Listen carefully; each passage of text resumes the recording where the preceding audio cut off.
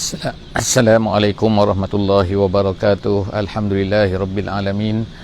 Wassalatu wassalamu ala asyrafil anbiya wal mursalin wa ala alihi wa sahbihi ajma'in. Rabbi shrah li sadri wa yassir li amri wahlul 'uqdatam min lisani yafqahu qawli. Subhanaka la ilma lana illa ma 'allamtana innaka antal alimul hakim. Wa la haula wa la quwwata illa billahil aliyyil azim. Alhamdulillah, bersyukur kepada Allah Subhanahu wa taala, sekali lagi kita dapat bersama-sama pada pagi ini, alhamdulillah, dalam sesi tadabbur Quran, setiap muka surat satu hari satu muka surat. Alhamdulillah kepada semua penonton, kepada semua yang mengikuti siaran ini, kepada mereka yang masih lagi bersama-sama dengan saya, insya-Allah pada pagi ini, pada setiap pagi, setiap hari, pada setiap minggu, insya-Allah kita akan sampai telah sampai pada pagi ini, minta maafnya, pada muka surat 500 Al-Quran. Alhamdulillah, kita masih ada lagi di hadapan kita sebanyak 104 muka surat, insya-Allah. Hari ini kita bersama-sama dalam juzuk yang ke-25, insya-Allah, penghujung juzuk yang ke-25, insya-Allah. Dan pada hari ini kita akan bersama-sama di dalam surah Al-Jasiyah, insya-Allah, iaitu daripada ayat 14 sehingga ayat 22. Jadi pada pagi ini kita akan insya-Allah melihat, minta maaf kerana pada jam 6 pagi di sini keadaan semakin gelap dan matahari agak lambat muncul pada setiap hari, dan kemungkinan kita akan melambatkan sesi kita pada sesi-sesi tak berapa lama lagi akan datang ke insya-Allah pukul jam 6.10 insya-Allah. Jadi a'udzubillahi minasyaitonirrajim. Bismillahirrahmanirrahim. Qul lillazina amanu yaghfiru lillazina la yarjuna ayyamallah liyajziya qauman bima kanu yaksibun. Man 'amila shalihan falinafsihi wa man asaa fa'alaiha thumma ila rabbikum turja'un. Wa laqad atayna bani Israila al-kitab wal hukma wan nubuwah wa razaqnahum minat thayyibat wa faddalnahum 'alal 'alamin. Sadaqallahul azim. Jadi kita baca pada sehingga muka surat tersebut pada pagi ini, dan insya-Allah kita akan lihat apakah pengajaran-pengajaran yang boleh kita ambil pada setiap pagi daripada setiap muka surat ini, insya-Allah. Alhamdulillah, pada hari ini Allah Subhanahu wa taala melanjutkan perbicaraannya di dalam muka surat ini dengan membincangkan dengan satu arahan kepada Nabi sallallahu alaihi wasallam supaya Nabi berkata kepada orang-orang yang beriman. Jadi dalam ayat ini dimulakan dengan kul, katakan wahai Muhammad, katakan wahai Nabi, kepada orang-orang yang beriman, lillazina amanu. Jadi Nabi Allah Taala menyuruh Nabi ini berkata kepada orang yang beriman yang bersama-sama dengan baginda Nabi sallallahu alaihi wasallam supaya mereka ini apa? Iaitu yaghfiru. Yaghfiru sini bukan maknanya minta istighfar, tapi yaghfiru sini maknanya memberi kemaafan. Jadi ayat ini adalah disebutkan oleh ulama tafsir, iaitu arahan daripada Nabi sallallahu alaihi wasallam atas perintah Allah Subhanahu wa taala supaya memberi kemaafan kepada orang-orang kafir yang mereka ini tidak mahu beriman. Jadi kadang-kadang kita ni marah kepada orang yang tak beriman, kadang-kadang kita ni macam nak bergaduh, macam mendoakan supaya mereka ni diazab dan sebagainya oleh Allah Subhanahu wa taala. Tetapi Allah Subhanahu wa taala memberitahu kepada Nabi di sini supaya mereka ini, semua orang Islam ini, memberi kemaafan kepada orang kafir ni. Jadi kalau apa-apa kejahatan yang dilakukan oleh orang kafir, segala azab, segala perkara-perkara yang menyakitkan mereka ini, Allah Subhanahu wa taala minta kepada mereka supaya ampunkanlah, supaya tasaffuh dipanggil, iaitu memberi kemaafan kepada orang-orang ini yang la yarjuna ayyamallah. La yarju ni bukan maknanya tidak mengharapkan, tapi maksud ulama sebut inilah la yakhafun, iaitu mereka yang tidak takut kepada ayyamallah. Ayyamallah itu azab Allah Subhanahu wa taala dan perkara-perkara yang akan berlaku kepada mereka. Jadi Allah Subhanahu wa taala kata sini ampun, bukan ampun, maksudnya maafkanlah mereka-mereka yang tidak beriman ini. Kenapa? Kenapa?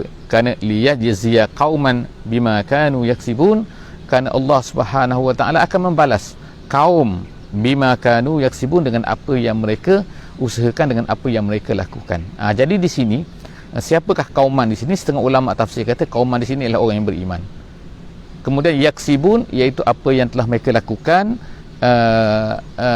dalam keimanan mereka tu. Dan ada menyebutkan iaitu maksud kat sini ialah orang kafir. Tapi apa pun maksudnya ialah Allah Subhanahu Wa Taala lah yang akan membalas. Bila Allah Taala akan membalas, Allah Taala tahu bila dia akan membalas, dengan waktunya, bagaimana dan sebagainya. Sebab setengah-setengah daripada orang yang beriman itu, mereka ini telah menjadi beriman selepas daripada itu, seperti Abu Sufyan sebelum daripada beliau meninggal dunia. Jadi insya-Allah Allah, kita ni, bagi kita ialah kita hanya kerja kita ialah menyampaikan Islam kepada manusia ini, dan terpulanglah kepada mereka sama ada mereka ini tidak menerima ataupun tidak menerima. Itu adalah ketentuan Allah Subhanahu Wa Taala, yang mana Allah itu adalah lebih tahu kenapa mereka ini beriman dan mereka tidak beriman. Kemudian Allah Subhanahu Wa Taala sebut ke sini, serahlah semua kepada Allah. Kenapa? Man amila salihan fali nafsi. Allah Taala kata orang yang beramal soleh ni dia untuk siapa sebenarnya? Bukan untuk Allah Subhanahu Wa Taala.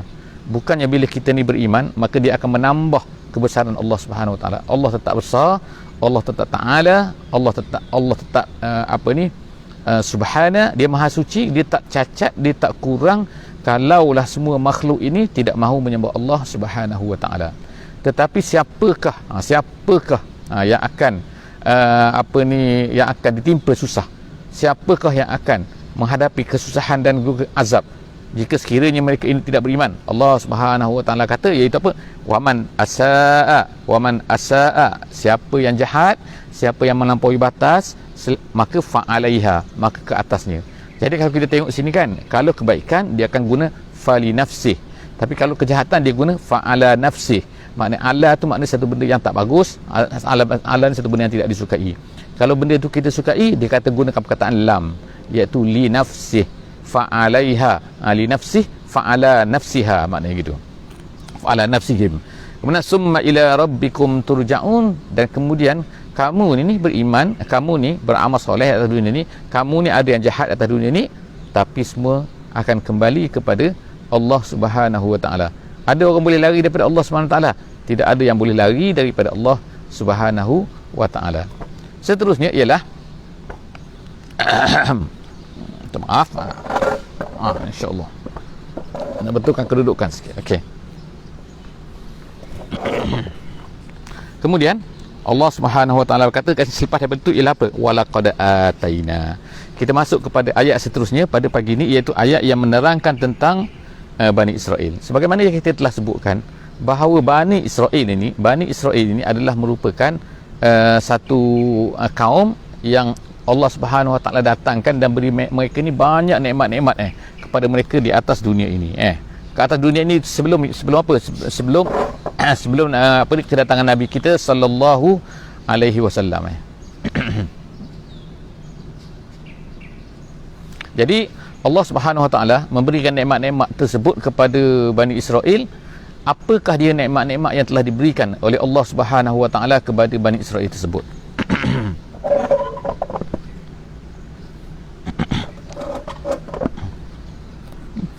Minta maaf kursi tak betul.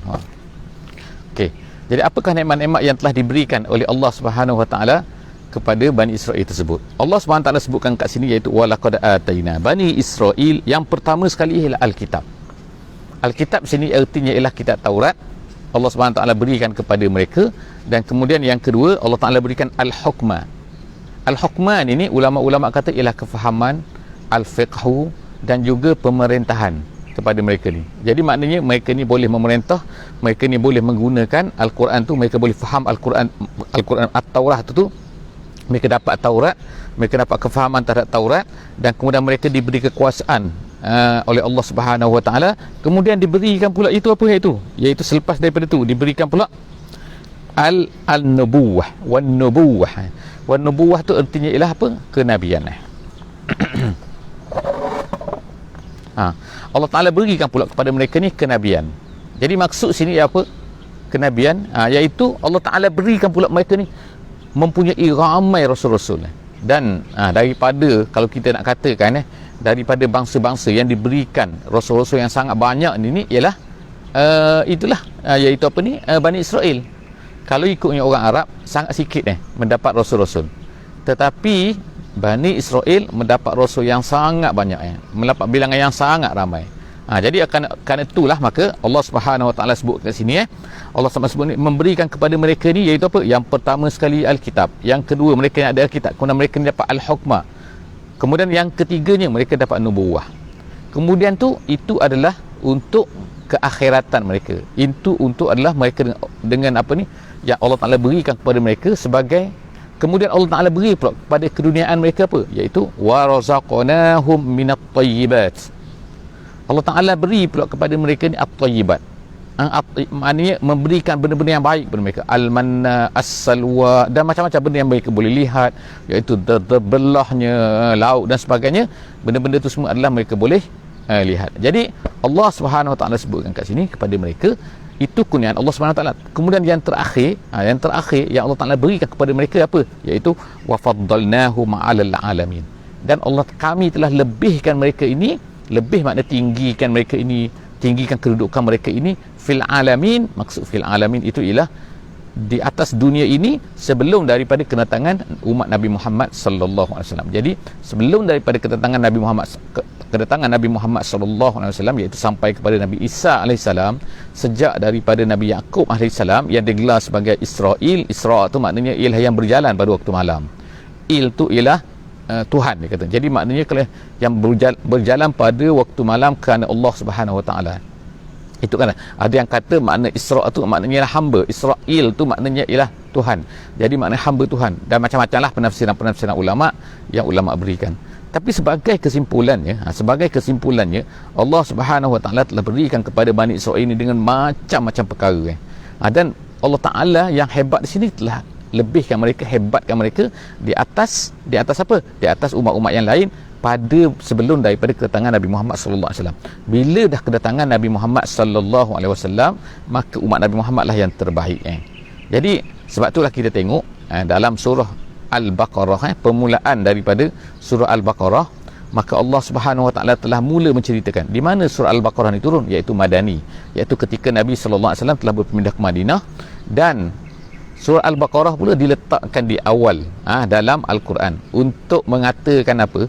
Kandungan surah Al-Baqarah ni iaitu untuk mengatakan bahawa sebenarnya kepimpinan dunia ini sekarang ini telah dipindahkan daripada umat Bani Israel kepada umat Muhammad sallallahu alaihi wasallam. Jadi kalau kita tengok bahawa Hawamim ini semuanya adalah surah-surah yang Makkiyah, iaitu yang turun di Mekah, dan kesemuanya adalah turun pada penghujung sebelum daripada Nabi sallallahu alaihi wasallam berhijrah ke Madinah. Jadi kita boleh katakan seolah-olahnya begini, seolah-olahnya kita boleh katakan apa?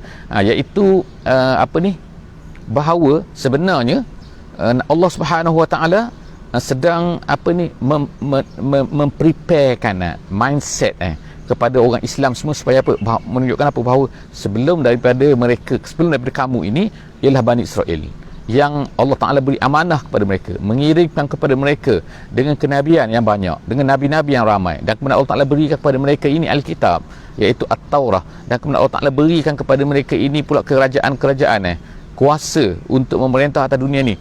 Allah Ta'ala beri pula mereka ni kefahaman terhadap Taurat dan sebagainya. Tetapi mereka, dan kemudian Allah Ta'ala telah melebihkan mereka di atas alam ni. Kemudian tapi apa yang terjadi ialah mereka telah sesat, mereka telah menyeleweng, mereka telah membunuh nabi-nabi dan sebagainya. Jadi oleh kerana itu, preparelah, bersedialah kamu umat Nabi Muhammad sallallahu alaihi wasallam, kamu sekarang akan menggantikan Bani Israel ini untuk memimpin dunia ini, untuk menjadi khalifah di atas muka bumi ini, untuk melaksanakan Islam di atas muka bumi ini. Sebab itulah Allah Subhanahu Wa Taala selepas daripada tu menyebutkan wa atainahum bayyinatin minal amri famakhtalafu illa min ba'di ma ja'ahumul ilmu baghyan bainahum. Allah Ta'ala berikan kepada mereka ni semua benda, semua benda kemudian tu famakhtalafu, tapi apa yang terjadi ialah mereka ni bergaduh apa? Iaitu berkhilaf. Iaitu apa? Ada yang kata macam ni, ada yang kata macam ni, ada yang kata macam ni, ada yang kata macam ni. Jadi yang disebutkan sini famakhtalafu sini, dan mereka itu tidaklah berbeza pendapat itu, tafsir jalan lain mengatakanlah ia berkenaan dengan kedatangan Nabi Muhammad sallallahu alaihi wasallam.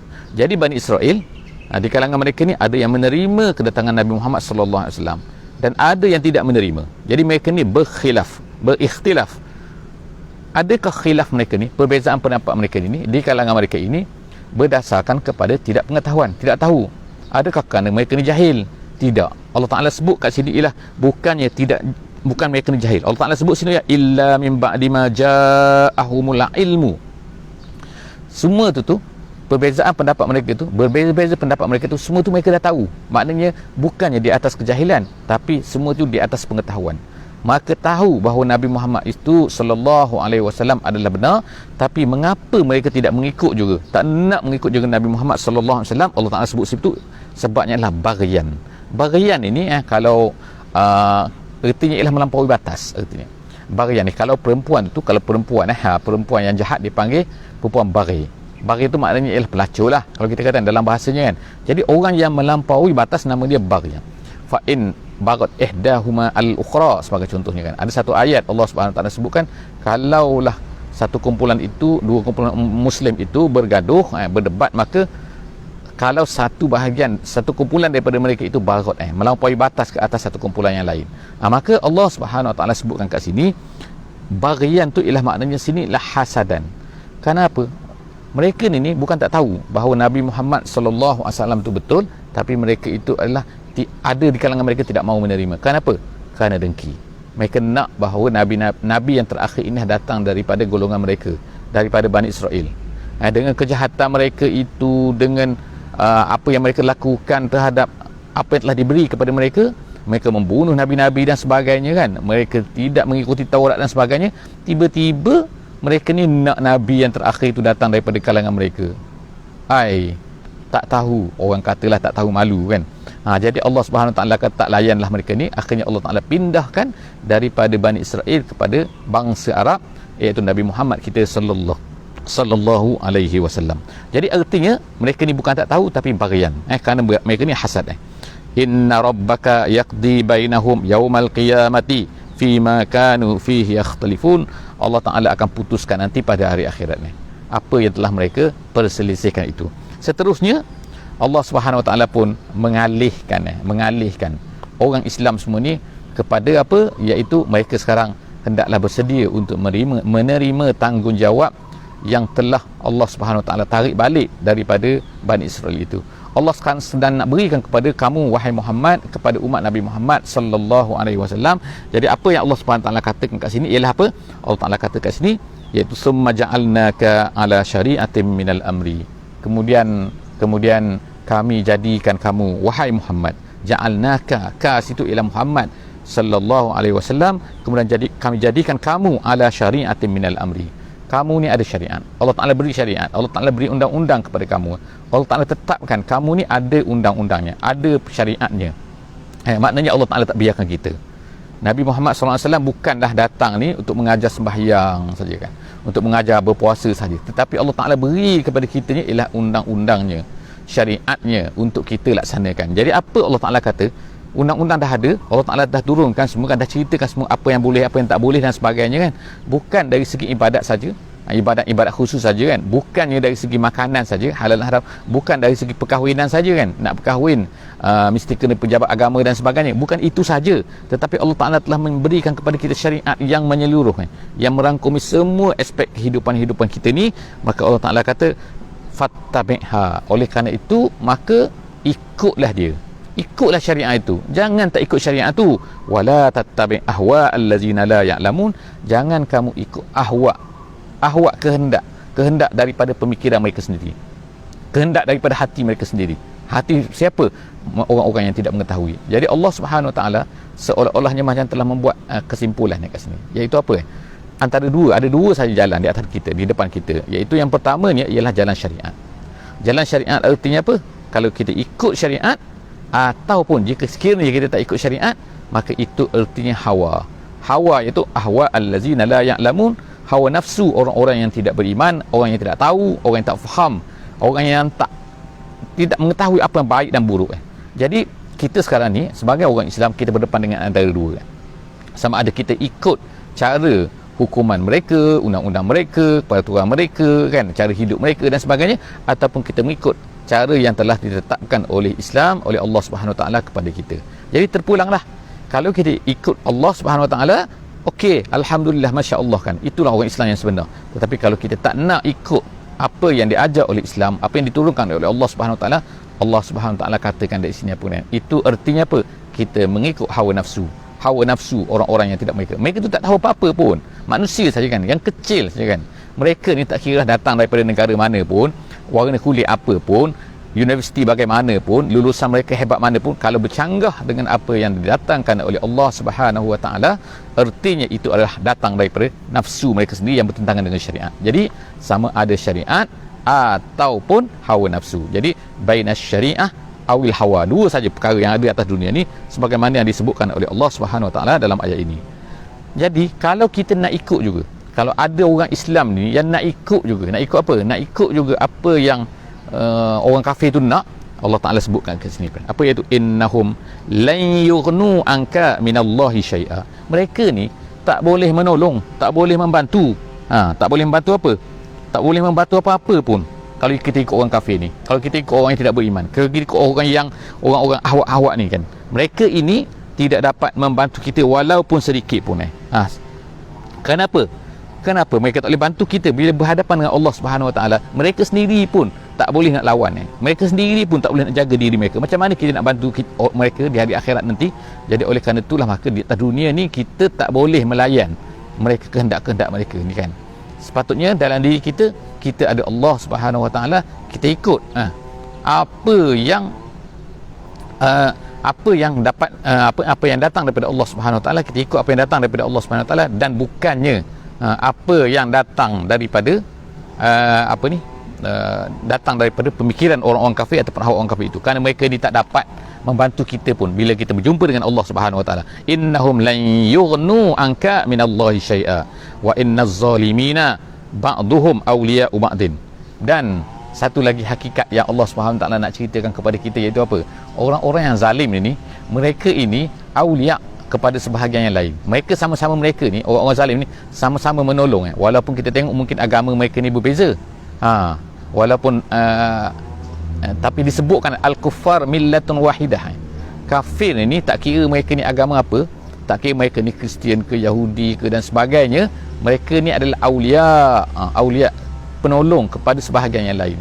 Mereka, kepada setengah daripada mereka ni, mereka sebenarnya walaupun nampak macam bergaduh, mungkin adalah setengah-setengah perkara mereka ni bergaduh, kan, tetapi sebenarnya mereka ni adalah awliya ni maknanya nusara, maknanya iaitu yang menolong di antara satu sama lain. Jadi itu hakikat yang kita mesti faham, walaupun kita tengok pergaduhan, tapi orang zalim ini, mereka ini adalah sebahagian daripada mereka, sebahagian yang lain di atas dunia ini, tetapi di hari akhirat mereka ini akan adawah, mereka ini akan bergaduh, mereka akan bermusuh, akan mentuduh-menuduh di antara satu sama lain. Seterusnya Allah Ta'ala kata wallahu waliyyun muttaqin, sedangkan Allah itu adalah wali, pembantu, penolong kepada orang-orang yang bertakwa. Jadi kita ni sama ada nak jadi zalim ataupun nak jadi orang yang bertakwa. Haza basairun linnas, Allah Ta'ala kata, dan akhirnya ini semua, iaitu Al-Quran ini adalah basairun linnas. Basair ini daripada basirah. Basirah ni artinya ialah pandangan hati, apa yang dilihat oleh hati. Sebagaimana mata ni di al-basar, dia boleh melihat juga, maka hati juga boleh melihat, memahami dan sebagainya. Jadi Allah SWT kata Quran ini adalah basairul linnas wa hudan wa rahmah liqaumin yuqinun. Dia adalah menjadi nombor satu, ialah basair, yang menampakkan kita mana buruk, mana baik dan sebagainya, kan, mana betul, mana salah. Wa hudan, petunjuk, dan juga rahmat kepada orang-orang yang yakin, kepada orang-orang yang yakin kepada Allah Subhanahu Wa Taala. Haza, itu haza basar. Am hasibal ladzina jatarahus sayyiat. Am kat sini, am di sini artinya ialah artinya adakah. Ulama tafsir kata am maknanya, kalau ikut asalnya am tu maknanya atau, tapi makna di sini ialah istifham lil inkar, kata, iaitu satu persoalan untuk persoalan ingkari. Maknanya ialah makna tidak, maknanya. Artikan iaitu, kan, Sebenarnya tak. Sebenarnya kan. Kalau ikutnya, adakah orang-orang yang ijtarahu ni ialah melakukan iktasabat. Iktasabat maknanya melaksanakan, membuat satu benda-benda jahat. Daripada perkataan ini datanglah perkataan jarihah. Contohnya jarihah tu ialah anggota manusia apabila digunakan untuk melakukan apa-apa, jadi jarihah. Kalau dalam bahasa Arab juga dikatakan fulan jarihah, jarihatu ahlihi. Jarihah tu itu apabila seseorang itu dia bekerja untuk mencari makan, mencari rezeki untuk family dia.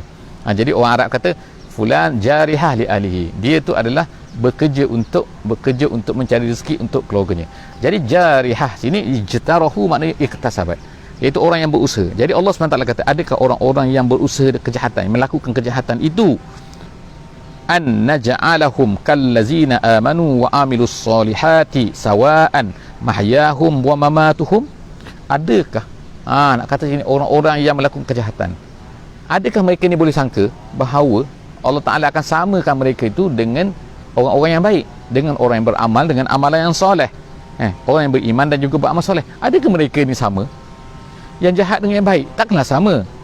Allah Ta'ala kata sama, mahya wa mamat, hidup mereka ni, masa hidup atas dunia ni, selepas mati adakah sama? Mungkin hidup ni nampak mereka ni boleh buat apa-apa saja kan, betul lah kan, tetapi mati adakah sama? Mati tak. Bila mati lain dah.